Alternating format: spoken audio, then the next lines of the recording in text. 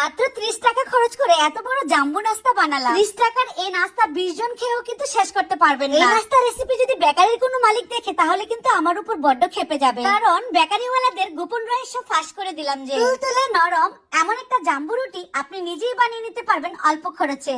যাই হোক, যেটাই বলুক, চলুন দেখে নেই ঝটপট কিভাবে বানাতে হবে। প্রথমে একটা মিক্সিং বোলে নিয়ে নিচ্ছি কুসুম গরম দুধ 1 কাপ পরিমাণ, একটা ডিম দিয়ে দিচ্ছি স্বাদ অনুযায়ী লবণ, 1 টেবিল চামচ পরিমাণ চিনি। এখানে ইস্ট আছে 30 টাকা। এখানে আমি যে বোতলটা ব্যবহার করেছি এটার দাম 30 টাকা, মানে মূল্য।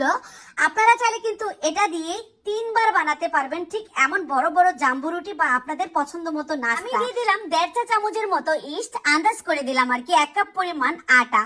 তো আটা বা ময়দা দুটোই ব্যবহার করতে পারবেন আপনার পছন্দ। এখন আমি 2 টেবিল চামচ পরিমাণের মতো রান্নার তেল অল্প অল্প করে দিয়ে একটা মসৃণ ডো তৈরি করে নিলাম। এই ডোটাকে রেস্টে রেখে দিব 15 মিনিটের জন্য। এর মধ্যে কিন্তু ফুলে ফেপে ডাবল হয়ে যাবে এই ডোটা। অনেক ফুলে গিয়েছে। এখন কিন্তু বাতাসটাকে বের করে দিয়ে একটা বড় সাইজের রুটি বেলে নিব। সামান্য একটু শুকনা আটা দিয়ে এবার আমি রুটিটাকে একটা বেলুনের সাহায্যে বেলে নিচ্ছি। একটু মোটা রুটি হবে, যেহেতু জাম্বো রুটি বানাবো একটু মোটা তো হবেই। সামান্য উপর থেকে একটু দুধ দিয়ে দিচ্ছি। এই দুধের মধ্যে ব্রাশ করে দিব সাদা তিল।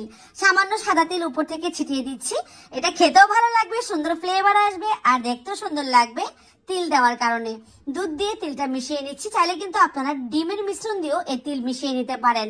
তারপর এই জাম্বো রুটিটাকে আমি আমার পছন্দ মতো করে একটা নাইফের সাহায্যে এভাবে করে স্লাইস করে কাটিং করে নিচ্ছি। এখন আমি চেষ্টা করব একই সঙ্গে সবগুলো ভেজে নেওয়ার। ইস্ট দেওয়ার কারণে কিন্তু এটা অনেক বেশি টেস্টি হবে, তুলতুলে নরম হবে আর ফুলে ডাবল হয়ে যাবে। এই ইস্টটা আপনারা অন্যান্য অনেক নাস্তায় কাজে লাগাতে পারেন, বনরুটি, পাউরুটি, নান রুটি এসব কাজেও লাগাতে পারেন নাস্তা বানানোর বেলায়। এখন আমি এভাবে করে সাজিয়ে নিচ্ছি, কারণ আমি একটা ছোট কড়াইয়ের মধ্যে দিয়ে দিয়েছিলাম তেলে, তেলটাও গরম হয়েছে। ওইটাতে জায়গা হবে না বলে আমি একটা বড় ছড়ানো প্যানের মধ্যে নিয়ে নিলাম। তারপর তেল ঢেলে দিলাম। এখন শুধু ভেজে নেওয়ার পালা। উল্টিয়ে দিচ্ছি। সুন্দর একটা কালার চলে আসছে, একদমই সোনালী বর্ণের। অল্প সময়ে ভাজা হয়ে যাবে, ঠিক 3 থেকে 4 মিনিট সময় লাগবে ভাজতে।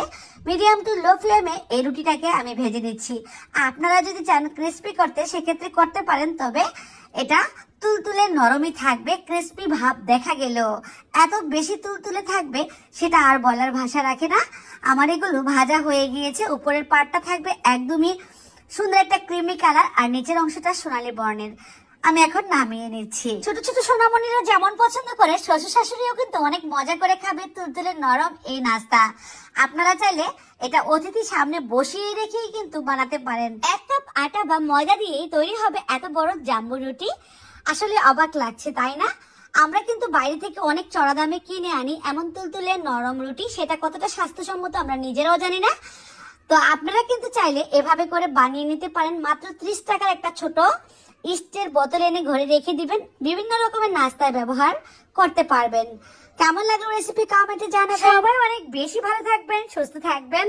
আজকের মতো বিদায়, আল্লাহ হাফেজ।